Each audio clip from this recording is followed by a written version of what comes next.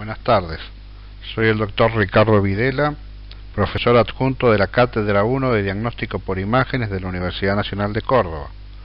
Vamos a hablar del diagnóstico de las enfermedades esofágicas con bario.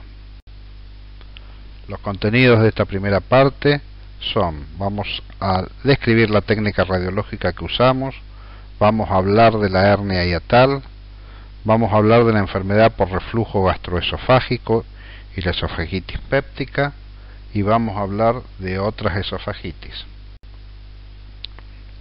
El esófago con bario evalúa las alteraciones funcionales y evalúa también las alteraciones orgánicas. Se debe hacer relleno, doble contraste y mucosografía. El doble contraste sirve para ver las enfermedades inflamatorias y neoplásicas. El contraste simple para evaluar la hernia hiatal, los anillos y la estenosis. Con la radioscopia podemos ver los desórdenes motores como el espasmo esofágico difuso y la acalasia. Las indicaciones del esofagograma es el reflujo, la enfermedad por reflujo gastroesofágico, que el paciente tenga clínica de enfermedad esofágica o que el paciente tenga disfagia, o sea, dificultad para tragar los alimentos. Es como tener un nudo en la garganta, como ilustra Fontana Rosa. La técnica radiológica: hacemos radiología de pie y acostado, hacemos esófago lleno, hacemos mucosografía y hacemos doble contraste. Inyectamos antiespasmódico en el deltoides, damos efervescentes y luego un pequeño traguito de agua para eliminar las burbujas, y luego que tome 2 o 3 tragos seguidos de bario de alta densidad para inhibir el peristaltismo. Obtenemos radiografía en oblicua anterior derecha para proyectar el esófago separado de la columna. Hablamos de oblicua anterior derecha con respecto al chasis en este seriógrafo. Y también obtenemos radiografía en oblicua anterior izquierda. Usamos la oblicua posterior izquierda acostado para estudiar la hernia hiatal, esta es la posición, y la oblicua anterior izquierda acostado y rotación para estudiar el reflujo gastroesofágico. Estudiamos el cardias acostado el paciente sobre el lado derecho, ya sea de pie o acostado, que nos muestra muy bien el fundus gástrico. Usamos la posición, como ya dijimos, acostado, relleno y bario de baja densidad para ver mejor los trastornos motores, los anillos y la hernia hiatal. En esta radiografía vemos un anillo de Schatzky y la presencia de delicados y finos pliegues transversos. El esófago distendido muestra un contorno fino y blanco, con una mucosa suave y homogénea, como vemos en la radiografía. La mucosografía, que aparece cuando el esófago se va colapsando, muestra pliegues longitudinales que no deben medir más de 2 milímetros de ancho. La línea Z marca la zona de intercambio de la mucosa. Arriba a la izquierda vemos un esquema de Netter sobre la línea Z.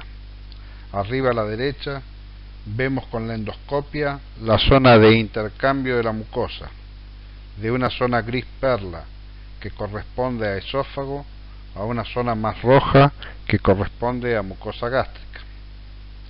En la radiografía vemos una zona radiotransparente en zigzag que corresponde a la línea Z, como nos muestra el círculo. El patrón esofágico normal entonces es un contorno que es una fina línea blanca, una mucosa suave y homogénea. Tiene pliegues longitudinales que no son mayor a 2 milímetros.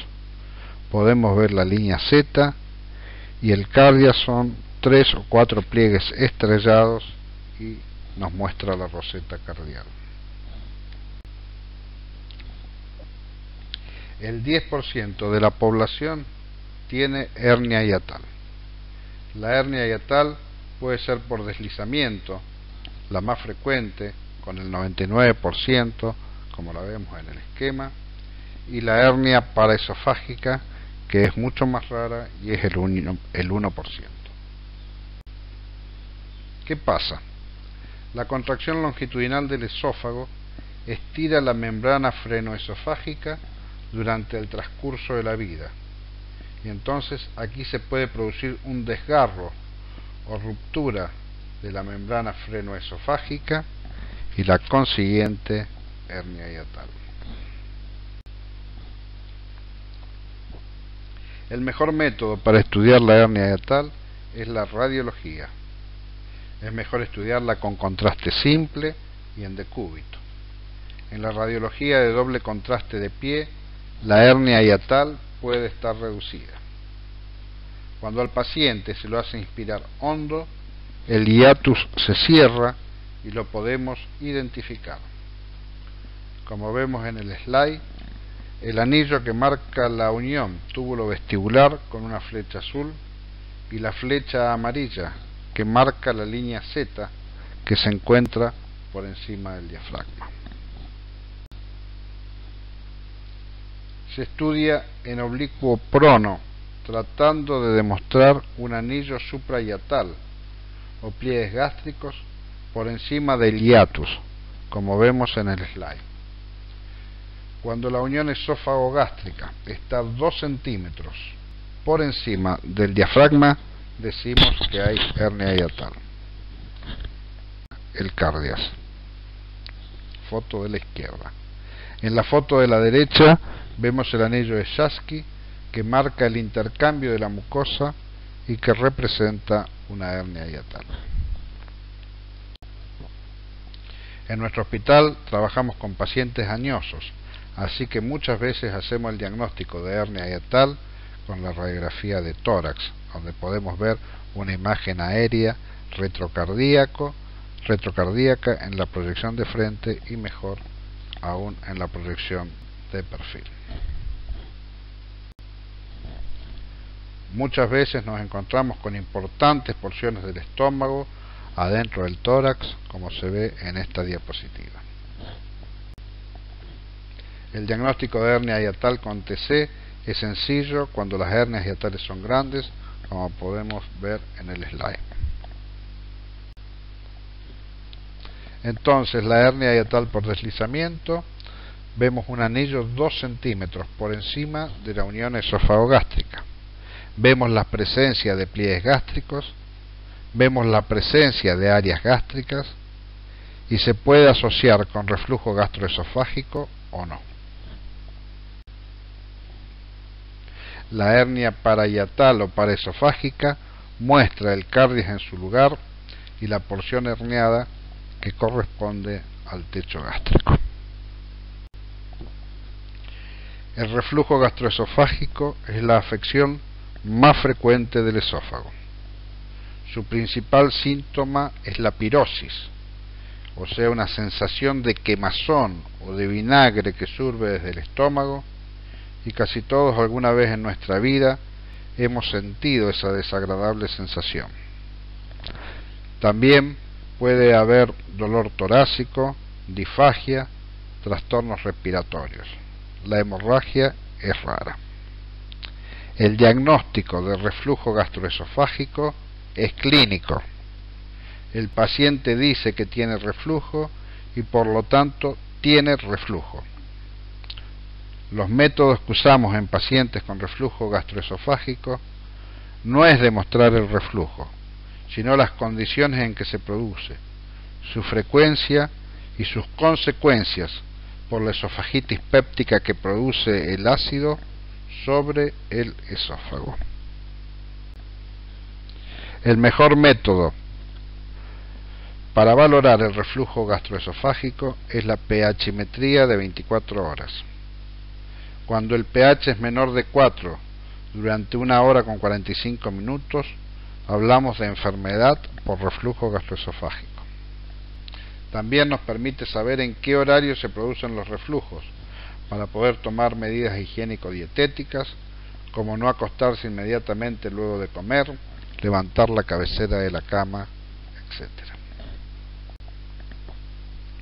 Como ya dijimos, el reflujo gastroesofágico lo estudiamos en oblicuo anterior de izquierda en decúbito y haciendo rotar al paciente. El reflujo puede ser espontáneo o puede ser provocado con maniobra de Valsalva. No hay que confundir el reflujo con la relajación transitoria del esfínter esofágico inferior.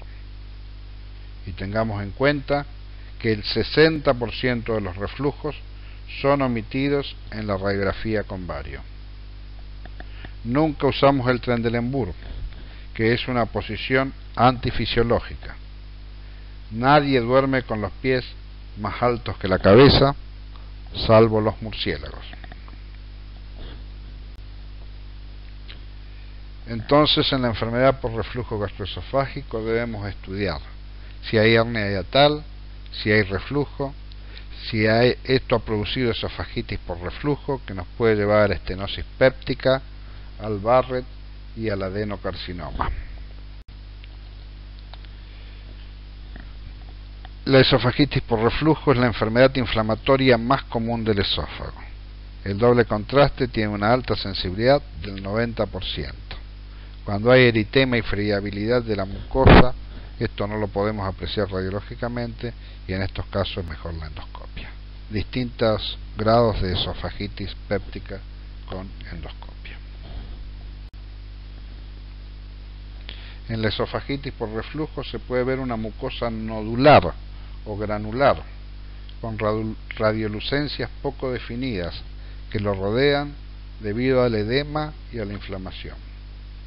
Esta granularidad se extiende desde abajo hacia arriba y es muy parecida a la granularidad de la mucosa que vemos en la colitis ulcerosa en la fase aguda. También puede haber trastornos motores con presencia de ondas terciarias que dan ese aspecto arrosariado del esófago, como vemos en la foto de la izquierda. La foto de la derecha nos muestra una hernia hiatal en un paciente con reflujo gastroesofágico y espasmo esofágico difuso. Normalmente pueden aparecer pliegues transversos en el esófago que dan el aspecto del esófago felino y que se debe a la contracción de la muscularis mucosa. Foto de la izquierda con círculo. Cuando estos pliegues son más gruesos y persisten durante el estudio, lo vemos asociado con reflujo gastroesofágico y esofagitis péptica, como muestra la foto de la derecha con círculo.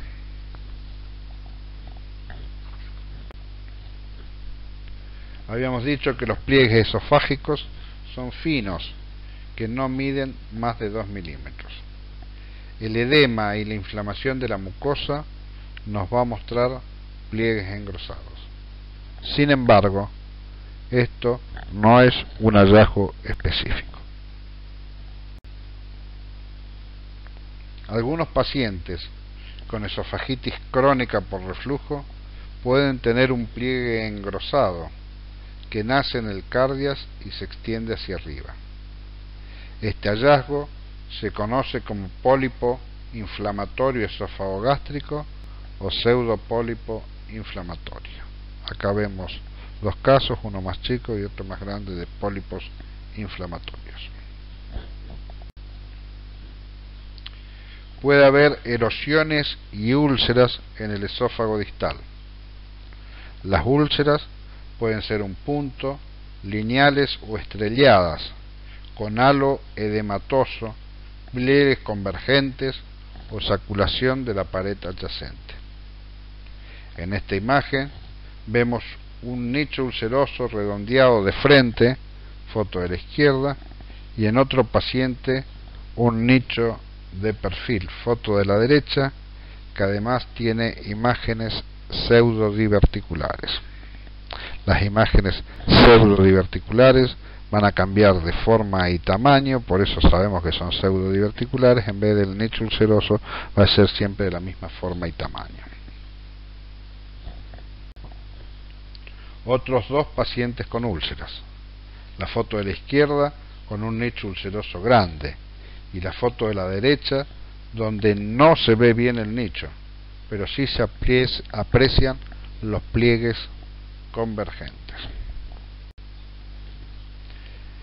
En resumen, en la esofagitis péptica los hallazgos son mucosa granular o nodular, trastorno motor, la presencia de pliegues transversos, o sea, pliegues persistentes y engrosados transversos, la presencia de pliegues engrosados, no es tan importante, es bastante inespecífico, la presencia del pólipo inflamatorio, la presencia de erosiones y la presencia de úlceras con pliegues radiados y saculación de la pared.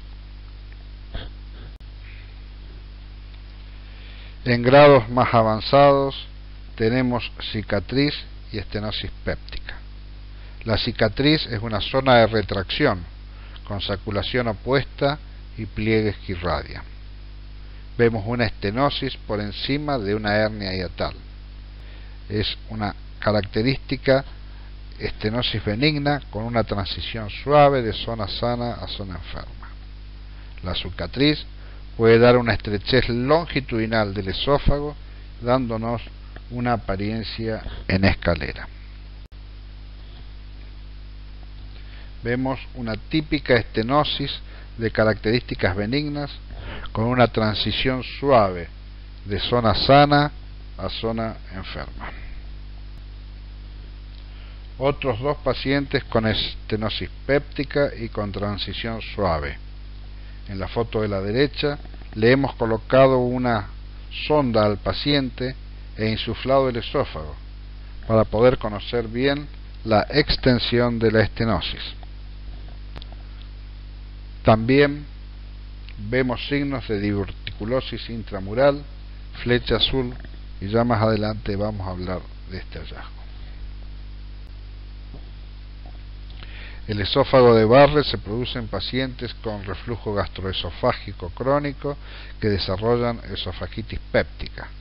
Hay una metaplasia esofágica. El epitelio estratificado del esófago se transforma en epitelio gástrico, en epitelio simple.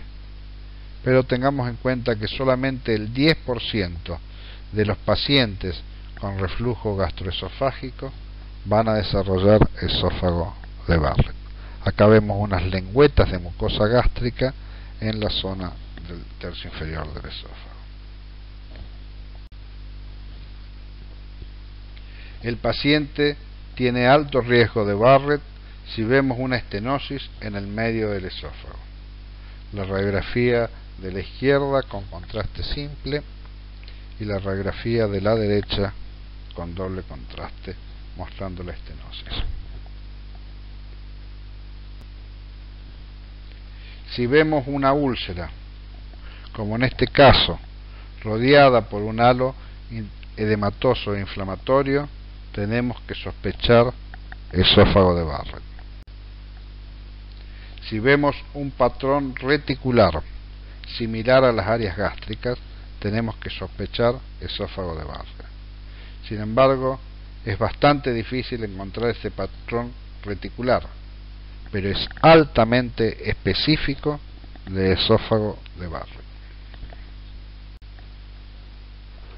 El 10% de los pacientes con Barrett van a desarrollar adenocarcinoma. Tenemos un paciente con una larga historia de hernia hiatal, reflujo y esofagitis que desarrolla un adenocarcinoma con irregularidad de la mucosa y ulceración señalada con la flecha azul. Paciente joven con larga historia de reflujo gastroesofágico, que en la radiografía y con contraste simple nos muestra una irregularidad en la cara posterior alta del esófago. En la vista con doble contraste vemos una lesión elevada e irregular. La endoscopia confirma esófago de Barrett con adenocarcinoma. El paciente se niega a la esofagectomía y el control a los 2 años nos muestra un avanzado adenocarcinoma con presencia de transición brusca de zona sana a zona enferma. Entonces, pacientes con esófago de Barrett tienen alto riesgo de desarrollar Barrett cuando tenemos una estenosis en tercio medio del esófago, cuando tenemos una úlcera o un patrón reticular asociado a hernia hiatal y reflujo gastroesofágico, y se debe hacer la endoscopia. Tiene un riesgo moderado los pacientes que tienen esofagitis o estenosis péptica en el tercio distal. Y tienen bajo riesgo aquellos que pueden tener una hernia hiatal y reflujo gastroesofágico, pero no nos muestran signos de esofagitis. Bien, otras esofagitis que se pueden producir son la esofagitis por cándida, la herpética, citomegalovirus, esofagitis por drogas, esofagitis por radiación y otros tipos de esofagitis. La esofagitis por cándida es la esofagitis infecciosa más común. Pacientes inmunodeprimidos o con SIDA son más propensos a desarrollar esofagitis por cándida. En el 50% de los casos puede haber afectación orofaringia. Y también se favorece la esofagitis por cándida en pacientes con éstasis, como sucede en la calasia y en la esclerodermia. La esofagitis por cándida muestra placas longitudinales separadas por mucosa sana. Las placas longitudinales corresponden a las pseudomembranas que se forman en esta enfermedad. En grados más avanzados se ven placas y ulceraciones de la mucosa, como nos muestra esta imagen. Cuando la moniliasis es severa, vemos lo que se llama esófago deshilachado o shaggy esófago, donde el contorno del esófago es irregular y las placas coalescen con el vario atrapado entre las mismas.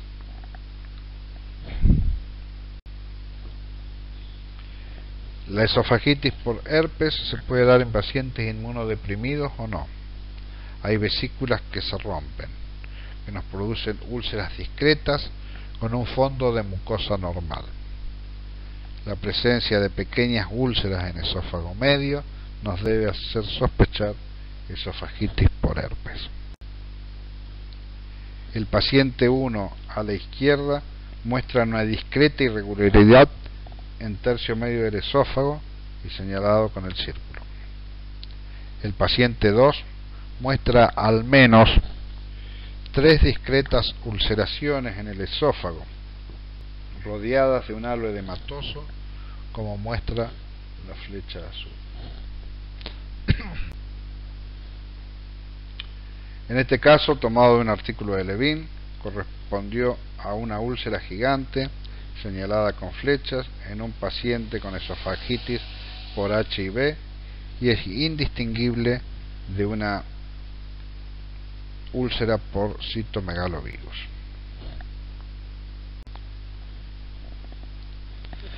La esofagitis por droga está descrita por tetraciclina, doxiciclina, potasio, quinidina, aspirina, antiinflamatorios no esteroideos. Ingieren la medicación sin agua o con poca agua. Esto produce irritación de la mucosa y esofagitis, pudiendo también haber úlceras y estenosis. Por eso es recomendable siempre ingerir los medicamentos tomando previamente un trago de líquido, después ingerir el medicamento y siempre con líquido, no seco. Dos casos de úlceras esofágicas medicamentosas. La foto de la izquierda por antiinflamatorios no esteroideos y la foto de la derecha por aspirina. La esofagitis por radiación en pacientes a los que se le ha irradiado el mediastino. En la fase aguda nos muestra una mucosa granular, nos puede mostrar ulceración, y en la fase crónica una estenosis de ángulos suaves 4 o 8 meses después de la radiación. Aquí vemos una extensa estenosis de aspecto benigno en paciente que le habían irradiado el mediastino por un cáncer broncogénico. La ingestión accidental o intencional de cáusticos produce una severa esofagitis y una posterior estenosis. La esofagitis por cáusticos tenemos que saber que es más severa la lesión por alcalinos que por ácidos. Nos da esofagitis y luego nos da estenosis. En general, el esofagograma se realiza en fase crónica para determinar la longitud de la estenosis. Los pacientes que tienen esofagitis por cáusticos tienen aumentado el riesgo para desarrollar cáncer de esófago. Las estenosis fisiológicas del esófago están dadas por el callado aórtico, el bronquio fuente izquierdo y la aurícula y la unión esófago-gástrica. En estos lugares puede permanecer el cáustico más tiempo y puede lesionar más estas zonas. En la foto de la derecha vemos dos zonas de estenosis en pacientes con esofagitis cáustica. En general, la estenosis cáustica es larga. En la etapa aguda hay destrucción de la mucosa y ulceraciones. En la etapa crónica, cuando estudiamos con bario, vemos la extensa estenosis y a veces queda alguna irregularidad o ulceraciones, como vemos en la foto. Otra estenosis cáustica con una pequeña ulceración señalada con el círculo amarillo. La esofagitis eosinofílica se ve en pacientes jóvenes con antecedentes alérgicos y eosinofilia. Muchos de estos pacientes tienen reflujo gastroesofágico. Puede haber estenosis del esófago o puede haber lo que se describe en la literatura como el esófago anillado o esófago traqueal. Se producen estricturas o estenosis por la infiltración eosinofílica. Típico esófago traqueal, donde vemos el esófago como si fuera la tráquea con anillos y que correspondía a una esofagitis eosinofílica. Otras esofagitis, los reflujos alcalinos, que pueden hacer, que son bastante frecuentes de ver los pacientes operados del estómago que tengan reflujo, pueden hacer reflujos alcalinos y producir esofagitis. La intubación nasogástrica durante un tiempo y el reflujo que se produce por esa intubación nasogástrica o por el contacto que produce la sonda sobre la mucosa esofágica también puede llevar a darnos estenosis. Hay enfermedades de la piel como el pénfigo y la epidermiolisis bullosa, donde se forman vesículas. Estas vesículas se rompen, hacen fibrosis, cicatriz y nos pueden producir esofagitis y estenosis esofágica. Con esto damos fin a la primera parte. No se vayan, enseguida viene la segunda. Muchas gracias.